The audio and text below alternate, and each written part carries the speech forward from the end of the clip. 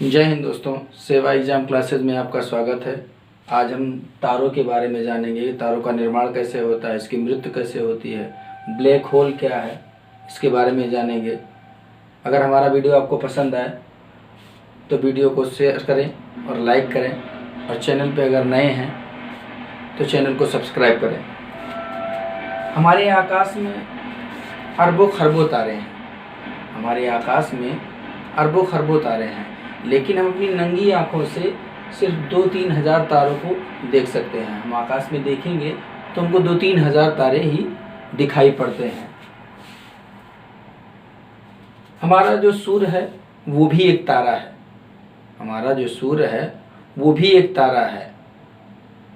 अब आप सोचेंगे जो सूर्य एक तारा है तो रात को जो चमकता है वो क्या है? वो भी एक तारा है। और हमारा सूर्य भी एक तारा है। सूर्य जो है हमारा, वो हमारी पृथ्वी से सबसे नज़दीक का तारा है। सूर्य जो है वो हमारे पृथ्वी के सबसे नज़दीक का तारा है, यानी हमसे सबसे नज़दीक का तारा सूर्य है। एग्जाम में अगर पूछे कि हमारे सबसे या पृथ्वी के सबसे नज़दीक का तारा, तो हमारा सूर्य है। सूर्य जो है पृथ्वी से 15 करोड़ किलोमीटर दूर है। सूर्य और पृथ्वी के बीच की जो दूरी है वो 15 करोड़ किलोमीटर दूर है। इसकी जो रोशनी है, यानी सूर्य का जो प्रकाश है, वो पृथ्वी पे आने में 8 मिनट का समय लेता है। कितने मिनट का समय लेता है? यानी सूर्य का जो प्रकाश है, सूर्य का प्रकाश हमारे पास यानी पृथ्वी में आने में 8 मिनट का समय लेती है। कितने मिनट का? 8 मिनट का। हमारा जो सूर्य है वो एक तारा है। इसका हम कैसे पहचाने कि सूर्य जो है हमारा तारा है?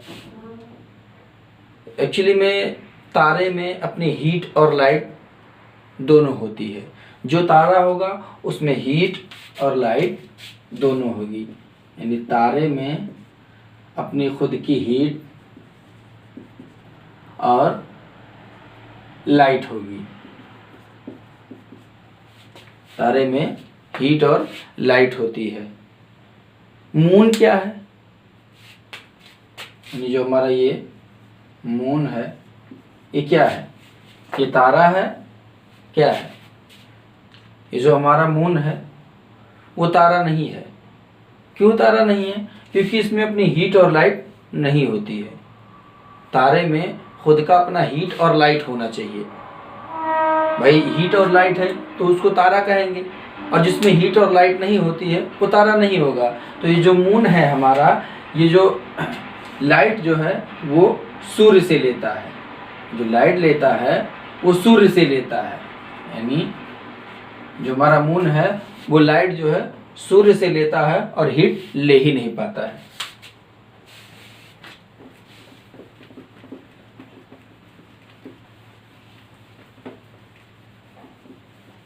आज हम बहुत आसान तरीके से हम आपको समझाएंगे तारों के बारे में, और आई थिंक एग्जाम में ऐसा कोई क्वेश्चन नहीं होगा जो इससे आगे आए। तारों का जो निर्माण है, तारों का जो निर्माण होता है, इन्हें बनता कैसे है? तारों का जो निर्माण है विभिन्न प्रकार के गैस एवं धूलकण से बनते हैं। तारों का जो निर्माण होता है वो विभिन्न प्रकार के गैस और धूलकण से बनते हैं। हमारे अंतरिक्ष में जो है हाइड्रोजन और हीलियम होता है।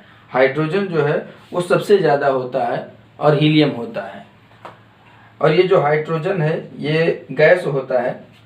हाइड्रोजन गैस जो है ये यहाँ वहाँ अंतरिक्ष में बिखरे होते हैं। ठीक उसी प्रकार आपने स्कूल में जो लंच के समय छुट्टी होती है, आप मैदानों में देखेंगे बच्चे इधर उधर झुंड बनाकर कहीं कम तो कहीं ज़्यादा बैठे होते हैं। ठीक उसी प्रकार जो हमारा हाइड्रोजन गैस है वो अंतरिक्ष में यहाँ वहाँ बिखरा होता है। इस बिखरे हुए गैस को हम विरल गैस कहते हैं। इस बिखरे हुए गैस को हम विरल गैस कहते हैं। विरल गैस कहते हैं। जो हमारा बिखरा हुआ गैस होता है अंतरिक्ष में, उसको हम विरल गैस कहते हैं। इसमें बहुत ही कम गर्मी होती है। इसमें जो गर्मी है बहुत ही कम होती है, यानी ये बहुत कम गर्म होता है, बहुत कम गर्म होता है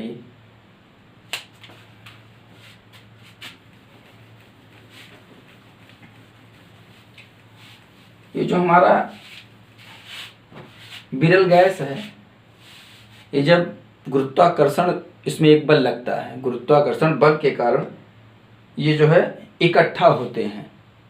जो हमारा विरल गैस है वो गुरुत्वाकर्षण के कारण इकट्ठा होते हैं। जिस जगह ये इकट्ठा होते हैं उस स्थान को हम गैसों का बादल कहते हैं। उस स्थान को हम गैसों का बादल कहते हैं, यानी उसको हम निहारिका कहते हैं। गैसों के बादल को हम निहारिका या नेबुला कहते हैं।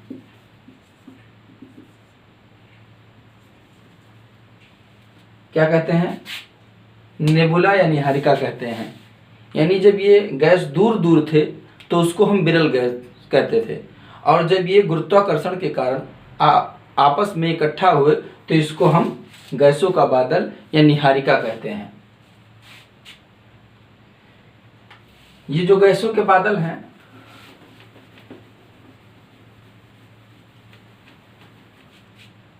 ये जो गैसों के बादल यानी निहारिका हैं, ये बहुत बड़े बड़े होते हैं।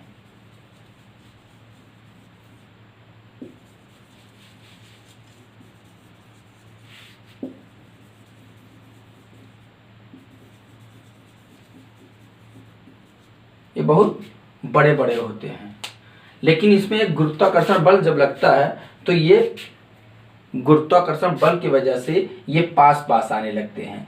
जब ये पास पास आते हैं तो वैसे वैसे जो ये बादल होता है, यानी जो हमारी निहारिका है यानी नेबुला है, वो जब पास पास आते हैं तो ये सिकुड़ने लगते हैं। जब ये बादल जो हैं, जब ये पास पास आते हैं तो ये सिकुड़ने लगते हैं। आपने गुब्बारा देखा होगा, गुब्बारे को ले लीजिए, उसको फुला लीजिए, फुलाने के बाद उसमें कोई भी चीज़ जैसे अपने स्केच से उसमें बना दीजिए दूरी दूरी पे, और जब उसमें से हम गैस निकालेंगे यानी हवा जब निकालेंगे उसका, तो धीरे धीरे धीरे धीरे धीरे धीरे वो सिकुड़ने लगता है और सिकुड़ के वो गोल हो जाता है। ठीक उसी प्रकार जब ये हमारा जो बादल है, जब ये गुरुत्वाकर्षण के कारण ये सिकुड़ने लगता है तो इसमें उपस्थित जो हाइड्रोजन गैस होते हैं,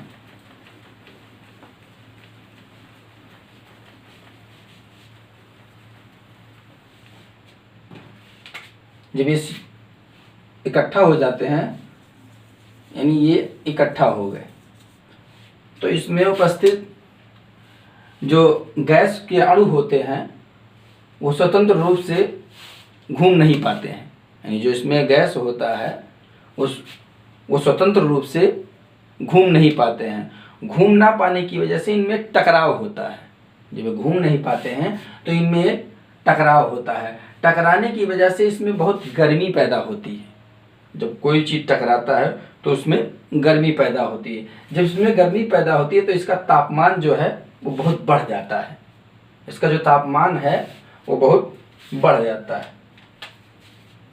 तापमान जो है वो बढ़ जाता है, लगभग 10 लाख डिग्री सेंटीग्रेड हो जाता है, यानी 10 लाख डिग्री सेल्सियस हो जाता है। इसके तापमान के बढ़ने की वजह से इसमें एक ऊर्जा उत्पन्न होती है। जब इसमें तापमान बढ़ता है तो जब भाई कोई भी चीज़ होता है, जब वो टकराता है तो उसमें एक ऊष्मा निकलती है। तो जब उसमें ऊष्मा निकलती है और उसका तापमान जब बढ़ जाता है, बढ़ने की वजह से उसमें तारों का निर्माण होता है। अभी आप कोई लोहा ले लीजिए और लोहे को आप एक हथौड़ी ले लीजिए, बड़ा वाला हथौड़ी जिसको घन बोलते हैं, उस लोहे पे आप मारिए। मारेंगे जब तो उसमें एक चिंगारी निकलती है, यानी उसमें रोशनी निकलती है और जो लोहा होगा वो गर्म हो जाता है। तो ठीक उसी प्रकार जब ये जो अणु होते हैं जब ये टकराते हैं, टकराने की वजह से इनका तापमान जो है बहुत ही बढ़ जाता है। बढ़ने की वजह से उनमें एक आग उत्पन्न होती है। ऊर्जा जब उत्पन्न होती है तो उसमें तारों का निर्माण होता है। और तारों के निर्माण में आप जानते हैं कि तारे किसको बोला जाता है, जिसमें हीट और लाइट दोनों होनी चाहिए। अब ये तारों का निर्माण हो जाता है, यानी तारे बन जाते हैं। दिवाली में हम लोग दिए जलाते हैं, मिट्टी के दिए जलाते हैं। हम किसी के घर में देखेंगे तो कतार की तरह, एक कतारबद्ध की तरह दिए जलाते हैं। दिए जब वो जलाते हैं तो उसमें दूर से हम देखेंगे तो टिमटिमाते तारों की तरह वो हमें रोशनी दिखाई देती है, यानी जैसे तारे टिमटिमाते हैं सेम उसी तरह वो हमें दिखाई देते हैं जैसे तारा होता है। लेकिन वो कब तक जो आपका दिया है वो कब तक जलेगा, यानी कब तक टिमटिमाएगा, जब तक उसमें तेल होगा। तेल खत्म खेल खत्म, यानी जब उसका तेल खत्म हो जाता है तो वो जो दीपक है वो बुझने लगता है, धीरे धीरे वो बुझने लगता है। ठीक उसी प्रकार जो हमारा तारा होता है उसमें भी एक ईंधन होता है। ईंधन क्या होता है? ईंधन जो है वो हाइड्रोजन होता है। तारे में ईंधन जो है वो हाइड्रोजन होता है। अब आप सोचेंगे ये ईंधन क्या है, यानी कोई भी चीज़ आप लेंगे, गाड़ी हम चलाते हैं तो उसमें क्या डालते हैं? तेल डालते हैं, पेट्रोल डालते हैं। इस समय तो भाई पेट्रोल तो बहुत महंगा है। अब जहाँ लोग 100-200 का डलवाते थे अब 40-50 का डलवाते हैं। बहुत से लोग कम गाड़ी चलाते हैं क्योंकि तेल बहुत महंगा हो गया है। ये जो हमारा हाइड्रोजन होता है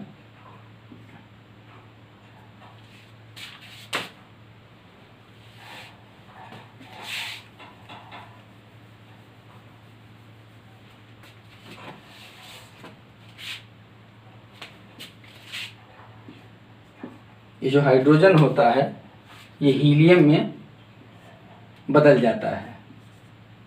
जो हमारा हाइड्रोजन है वो हीलियम में बदल जाता है। किस क्रिया द्वारा? नाभिकीय संलयन द्वारा।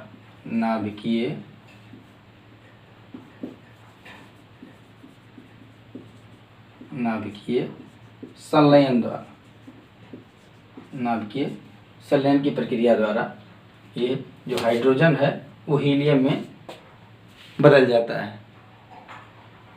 जो हमारा हाइड्रोजन है वो हीलियम में बदल जाता है। अब आप सुने होंगे कि जो हमारा सूर्य होता है वो सूर्य जो एक तारा है वो किस अवस्था में होता है, यानी किसका बना होता है? गैस का बना होता है, ठोस का बना होता है कि द्रव का बना होता है? हमारा जो सूर्य है उसको हम प्लाज्मा कहते हैं।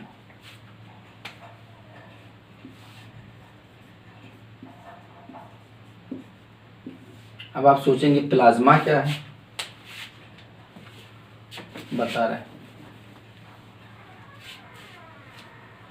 प्लाज्मा जो है, आपने दूध का जो मलाई देखा है उसको प्लाज्मा कहते हैं। जो हमारा गोंद होता है वो भी एक प्लाज्मा है। बकरे का जो खून होता है वो भी एक प्लाज्मा होता है। आप अगर शुद्ध भाषा में समझें, नेटा देखें, नेटा नाक जिसको बचपने में सबका बहता है, उस जो नेटा होता है यानी जो नाक होता है निकलता है वो एक प्लाज्मा होता है। न वो द्रव अवस्था में होता है, न वो ठोस होता है, न वो गैस होता है। ठीक उसी प्रकार जो हमारा सूर्य है यानी जो तारा है हमारा सूर्य जो है वो भी प्लाज्मा अवस्था में होता है। अब आपसे एग्जाम में पूछेगा सूर्य किस अवस्था में होता है, तो सूर्य प्लाज्मा अवस्था में होता है, यानी जो सूर्य है हमारा वो प्लाज्मा अवस्था में होता है। तारे में कौन सी गैस होती है? तारे में हाइड्रोजन होता है। तारे में ईंधन क्या है? तो तारे में हमारा जो ईंधन है वो हाइड्रोजन है, वो हीलियम में बदल जाता है। किस प्रक्रिया द्वारा? नाभिकीय संलयन द्वारा। प्लाज्मा क्या है? प्लाज्मा एक तारों का अवस्था होता है। प्लाज्मा तो आप समझ गए होंगे। आप इस तरीके से समझ लीजिए कि आप नेटा लेते हैं, अगर उसको छिड़क देंगे तो उसमें पानी डालेंगे तो लिबिर लिबिर करेगा, वो कहीं इधर उधर से जाएगा, एक पानी की तरह वो बहेगा नहीं। उसी को हम प्लाज्मा कहते हैं।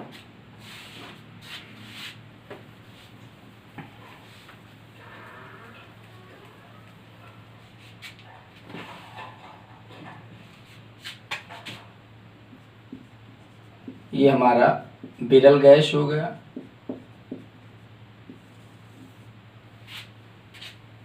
इसके बाद ये निहारिका हो गई।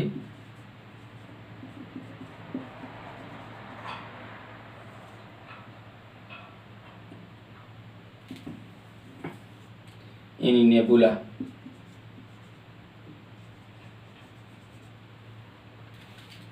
अब कोई भी चीज़ आप लेंगे, जैसे दिया जलाए हैं दिवाली में, तो उसका जब तेल खत्म होगा, जो इसका ईंधन होता है वो खत्म होगा। तो ठीक उसी प्रकार जो हमारा तारा है उसमें जो ईंधन होता है वो हाइड्रोजन होता है। जब वो खत्म होगा, जो है कोई भी चीज़ धीरे धीरे खत्म होता है। हम गाड़ी चलाते हैं, जब गाड़ी का तेल खत्म होता है, पहले मेन में होता है, जब वो खत्म होने लगता है तो धुक धुक करने लगता है। तो वो जब धुक धुक करने लगता है तो हमको समझ में आ जाता है कि अब इसका मेन में तेल खत्म हो गया, तो हम उसको रिजर्व में लगाते हैं। ठीक उसी प्रकार जब ये तारों में गैस, यानी गैस जो होता है, इसका जो ईंधन होता है, जब वो खत्म होने लगता है, जब खत्म होगा तो ये खत्म होने की वजह से इसमें इसका जो आकार होता है तारों का वो बढ़ जाता है। अभी आप किसी को खाना दे रहे हो, खाना वो खा रहा हो, अगर उसको भूख ज़्यादा लगा हो, अगर उसका खाना ख़त्म हो जाएगा, अगर उसको खाना नहीं मिलेगा तो उसका मुंह लाल हो जाता है। उसका मुंह क्या होता है? लाल हो जाता है, फूल जाता है एकदम तरीके से। तो सेम उसी तरह जो तारा हमारा होता है, जब उसका ईंधन खत्म होता है तो उसका जो आकार होता है वो बढ़ जाता है, यानी आकार जो है बढ़ जाता है। आकार जब इसका ईंधन खत्म होता है, यानी ईंधन जो है वो कम हो जाता है।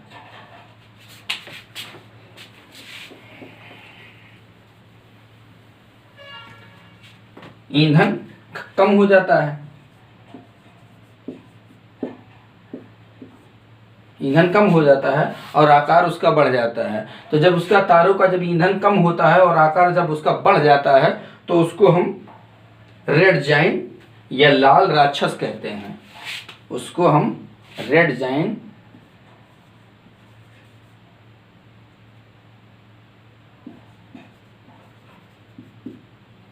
या लाल राक्षस, इसी को हम लाल दानो भी कहते हैं। लाल राक्षस या रेड जाइंट। पहले क्या था? विरल गैस था, जो दूर दूर था तो विरल गैस था। गुरुत्वाकर्षण की वजह से जब वो पास आया, पास आने की वजह से उसको हम गैसों का बादल, निहारिका या नेबुला कहते हैं। और जब उस तारे में ईंधन कम खत्म होता है, खत्म होने की कगार पे होता है, यानी इसमें कम से कम 90-95% ईंधन खत्म हो जाता है। 90-95% ईंधन कम हो जाता है। जब ईंधन कम होता है तो इसका एक रूप होता है, वो रेड जाइंट कहते हैं, यानी उसका जो लाल राक्षस के रूप में वो परिवर्तित हो जाता है। जब ये लाल राक्षस के रूप में परिवर्तित हो जाता है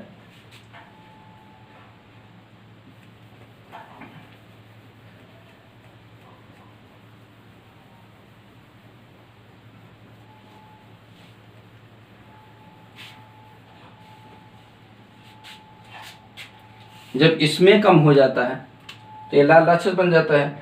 अब इसमें अंदर के भाग में, यानी जो इसका अंदर का भाग है, लाल राक्षस के रेड जाइंट के अंदर का जो भाग है, उसमें हाइड्रोजन जो है खत्म हो जाता है।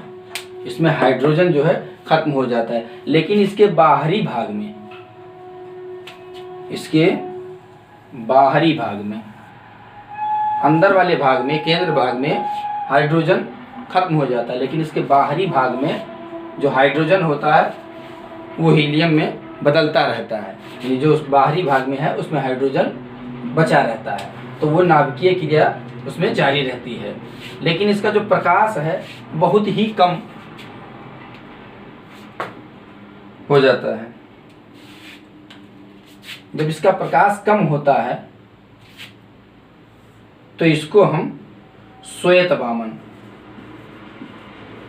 क्या कहते हैं, श्वेत वामन यानी व्हाइट ड्वार्फ,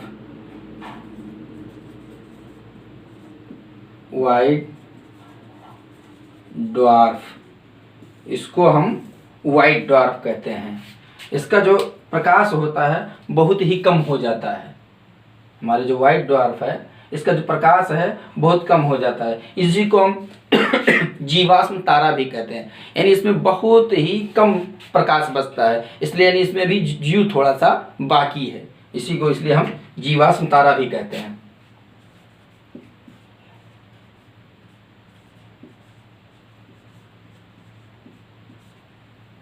जीवाश्म तारा कहते हैं, यानी इसमें अब बहुत प्रकाश बहुत कम बचता है। अब इसमें जब प्रकाश कम बचेगा तो हम गाड़ी जब चलाते हैं, तो जब मेन में था उसके बाद रिजर्व में लगाए थे, रिजर्व में लगाने के बाद जब रिजर्व में लगाएंगे तो कितनी दूर तक जाएगा, कुछ दूर तक जाएगा, 40-50 किलोमीटर, 30-40 किलोमीटर, 60 किलोमीटर तक वो जाएगा। उसके बाद उसका तेल जब खत्म हो जाएगा, तो जब खत्म हो जाएगा तो गाड़ी क्या होगी, बेकार हो जाएगा।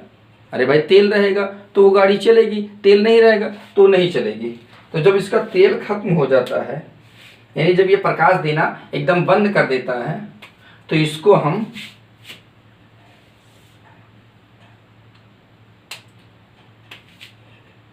ब्लैक ड्वार्फ, ब्लैक ड्वार्फ यानी काला वामन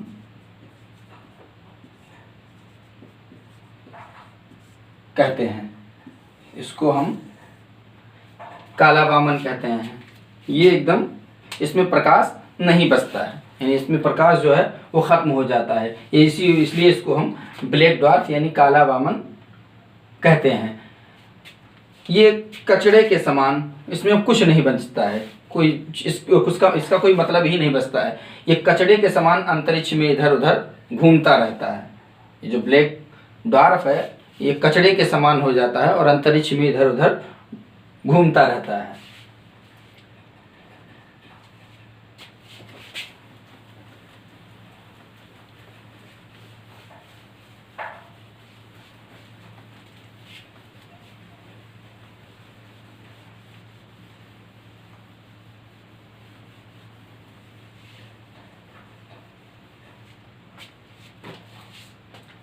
ये जो ब्लैक ड्वार्फ जो हमने आपको बताया, ये जो कंडीशन होगा ये छोटे तारे में होगा, ये जो होगा ये छोटे तारे में होगा।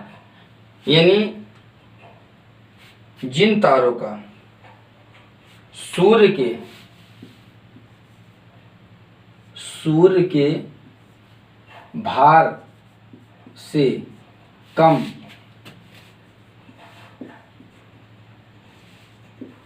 या बराबर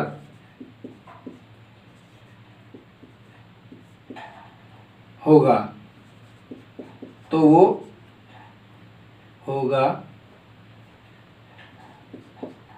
तो वह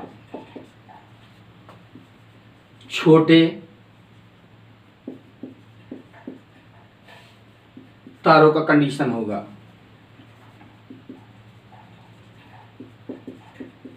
यानी जो छोटा तारा यानी सूर्य के भार से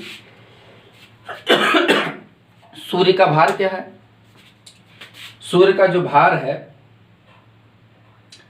1.44, यानी इससे अगर कम होगा तो वो छोटे तारे के रूप में ये बनेगा, और अगर इससे ज़्यादा होगा तो वो बड़े तारे में परिवर्तित होगा। यानी जो इसका जो 1.44 है इसी को हम चंद्रशेखर सीमा भी कहते हैं। आपको एग्जाम में पूछेगा चंद्रशेखर सीमा क्या है या 1.44 क्या है, तो इसको हम चंद्रशेखर सीमा कहते हैं। चंद्रशेखर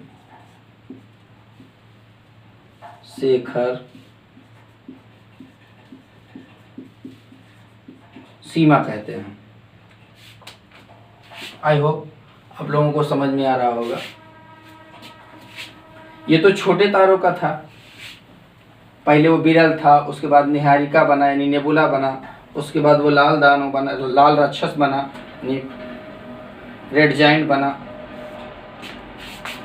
उसके बाद वो जीवाश्म तारा बना यानी श्वेत वामन बना, उसके बाद वो ब्लैक ड्वार्फ बना। ये छोटे तारों का कंडीशन था। अब जो बड़ा तारा है उसका कंडीशन आप देख लीजिए। बड़े तारे में भी बिरल गैस जो होगा यानी बिरल गैस, उसके बाद निहारिका,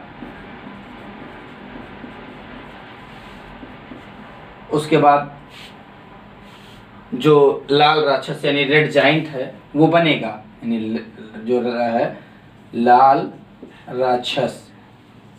यहाँ तक सभी तारों में, यहाँ तक ये जो कंडीशन है छोटे बड़े दोनों तारों में इतना कंडीशन होगा। इसके बाद यानी इसके बाद जो होगा, उसके बाद जो हमने पहले बताया वो छोटे तारों का कंडीशन था। अब जो बताएंगे वो बड़े तारों का कंडीशन। लेकिन चाहे छोटा तारा हो चाहे बड़ा तारा हो, इस अवस्था में उसको आना ही पड़ेगा। इस अवस्था के बाद वो छोटे बड़े तारों में विभक्त होता है। अब जब ये बड़ा तारा होगा,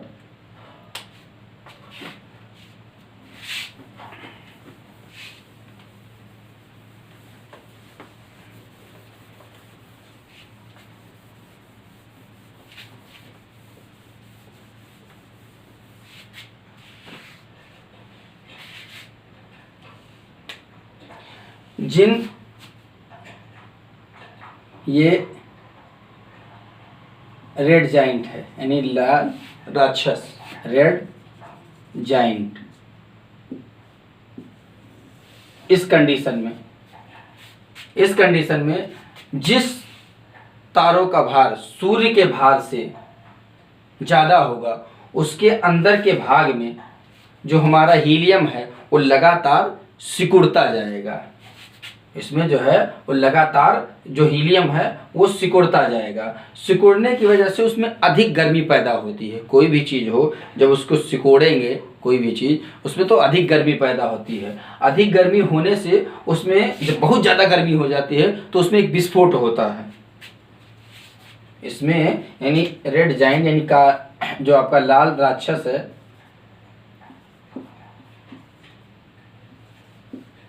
इसमें एक विस्फोट होता है।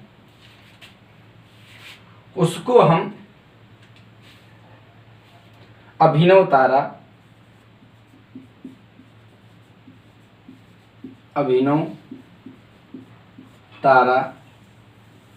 कहते हैं। उसको हम अभिनव तारा या विस्फोटक तारा इसी को कहा जाता है। अभिनव तारा या विस्फोटक तारा, और इसको हम सुपरनोवा भी कहते हैं। सुपर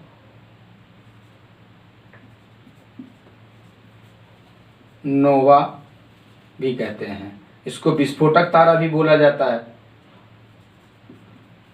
विस्फोटक तारा। अब आपसे एग्जाम में पूछेगा अभिनव तारा क्या है, किस में होता है, छोटे तारों में या बड़े तारों में? तो अभिनव तारा जो है वो बड़े तारों में इसका कंडीशन होता है। सुपरनोवा विस्फोटक तारा किस तारे को कहा जाता है? विस्फोटक तारा अभिनव तारे को कहा जाता है। जब ये अभिनव तारा जो है विस्फोट होगा, विस्फोट होने की वजह से इसमें बिखराव हो जाएगा, जिसमें जो होगा उसमें बिखराव होगा। जब ये बिखराव होगा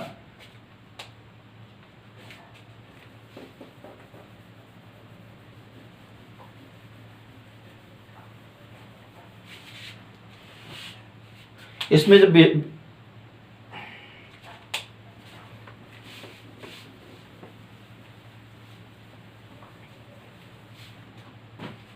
ये अभिनव तारा है यानी विस्फोटक तारा, सुपरनोवा, अभिनव तारा, ये अभिनव तारा है। तो इसमें जब विस्फोट होगा, विस्फोट से इसमें एक न्यूट्रॉन तारे का जन्म होता है। इसमें जो है एक न्यूट्रॉन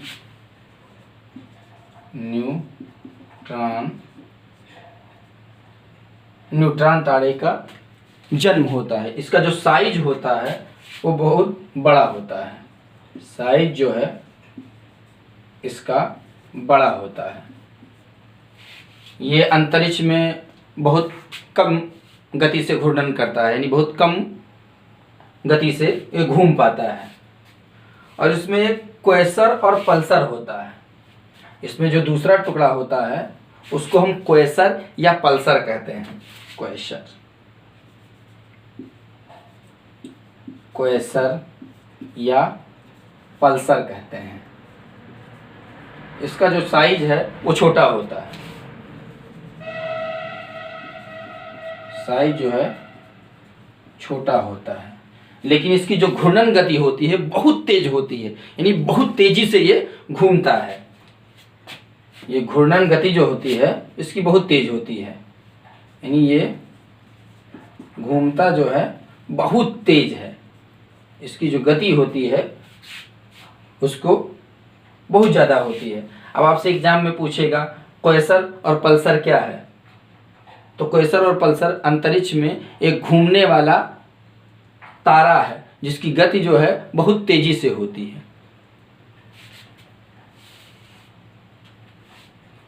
इसी में एक जो होता है उसको हम ब्लैक होल कहते हैं। इसका जो साइज है बहुत ही छोटा होता है, बहुत छोटा साइज होता है। इसकी जो साइज है वो बहुत छोटी होती है। आप कोई लोहे का चद्दर ले लीजिए, लोहे का चद्दर ले लीजिए, उसको पीट पीट करके आप छोटा करते जाइए। लोहे का चद्दर इतना बड़ा होता है, आप उसको पीटते जाइए, पीटते कितना छोटा करेंगे। अगर छोटा करते करते तो उसका क्या होगा, उसकी डेंसिटी जो है बहुत ज़्यादा होगी, यानी उसका घनत्व जो है बहुत ज़्यादा हो जाएगा। घनत्व जो जब ज़्यादा होगा तो उसकी जब डेंसिटी ज़्यादा हो जाती है तो बहुत ही वो मजबूत हो जाता है। तो इसकी डेंसिटी ज़्यादा होने की वजह से इसमें कोई भी चीज़, यानी जो सूर्य हमारा है, सूर्य का जो प्रकाश है इसमें आकर टकरा के चला जाता है। ये जो ब्लैक होल है हमारा, इसमें जो सूर्य का प्रकाश होता है जब वो आता है तो टकरा करके चला जाता है। इसकी डेंसिटी इतनी ज़्यादा होती है कि इसमें जो सूर्य का प्रकाश होता है वो इसके अंदर नहीं घुसने पाता है, और वो सूर्य का जो प्रकाश है वो टकरा के लौट जाता है। ब्लैक होल को सबसे पहले भारतीय वैज्ञानिक जो थे एस चंद्रशेखर, यानी भारतीय वैज्ञानिक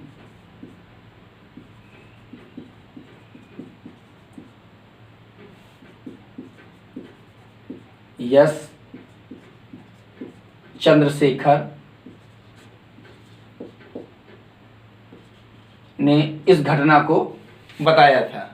जो हमारे भारतीय वैज्ञानिक थे एस चंद्रशेखर ने इस घटना को बताया था 1930 में। 1930 में हमारे भारतीय वैज्ञानिक एस चंद्रशेखर थे, उन्होंने बताया था ब्लैक होल की घटना के बारे में।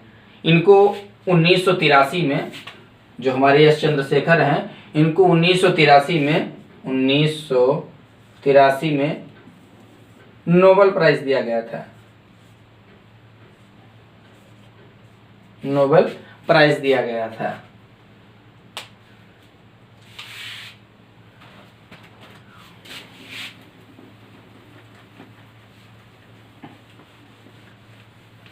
जो तारों का कलर होता है उसको हम किस तरीके से जानते हैं? तारों के कलर को हम जो जानते हैं, जो तारों का हमारा कलर होता है उसको तापमान यानी उसके टेम्परेचर की वजह से जानते हैं। जो तारा हमारा यानी नीला है, पीला है, नारंगी है, लाल है, तो किस अवस्था में होता है, उसका टेम्परेचर कैसा होता है? तो जो हमारा तारा जो है वो 3 अवस्था में होता है। प्रथम जो होता है यानी जिसका तापमान बहुत ही ज़्यादा होगा, जिसका तापमान जो है बहुत ही ज़्यादा होगा यानी उच्च होगा, उसको हम नीले कलर से जानेंगे। यानी एक सेकंड।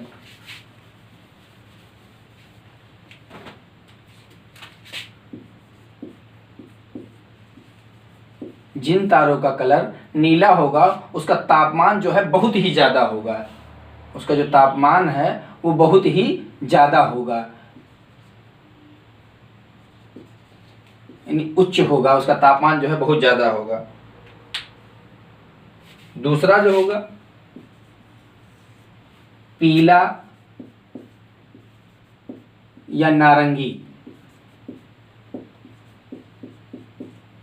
जिन तारों का कलर पीला या नारंगी होगा वो मध्यम अवस्था में होगा, यानी वो मीडियम होगा, उसका तापमान जो है वो मीडियम होगा।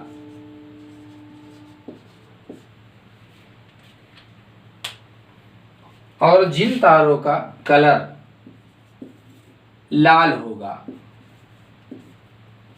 सूर्य भी हमारा जो है वो लाल है, यानी जो सूर्य है हमारा उसका कलर जो है वो लाल है, लाल में सूर्य भी हमारा आता है, उसका जो तापमान होगा वो कम होगा, यानी जो सूर्य का तापमान होगा वो कम होगा। अब आपसे एग्जाम में पूछेगा नीला तारा क्या है कलर में, उच्च है, मध्य है, कम है, इसका जो तापमान यानी टेम्परेचर होता है उसमें ज़्यादा होता है, कम होता है, किस तारे के कलर में टेम्परेचर कम होता है, किस तारे के कलर में टेम्परेचर ज़्यादा होता है।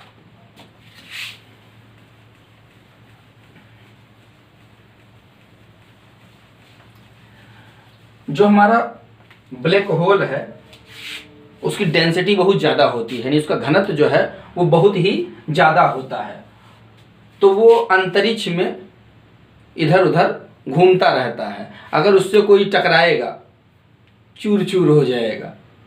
जो हमारा ब्लैक होल है उससे अगर कोई टकराएगा तो चूर चूर हो जाएगा, लेकिन जब कोई जो ब्लैक होल है, एक ब्लैक होल दूसरे ब्लैक होल से टकराएगा, यानी एक पहलवान दूसरे पहलवान से जब टकराएगा तो भाई देखने लायक होगा।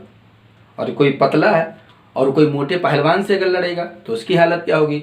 तो सेम उसी तरीके से अंतरिक्ष में जो है ब्लैक होल जो है वो भ्रमण करता रहता है। जब एक ब्लैक होल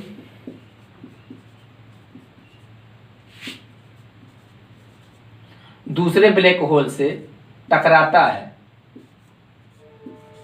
यानी दूसरे ब्लैक होल से जब यह टकराता है, टकराने की वजह से वो फूट जाता है, टकराने से वो फूट जाता है, और इसमें जो है वाष्प, फिर से वाष्प, धूल और गैस, वाष्प, धूल और गैस के बादल बन जाते हैं। यानी जो दो ब्लैक होल आपस में टकराते हैं तो उसमें वाष्प, धूल और गैस के बादल बन जाते हैं।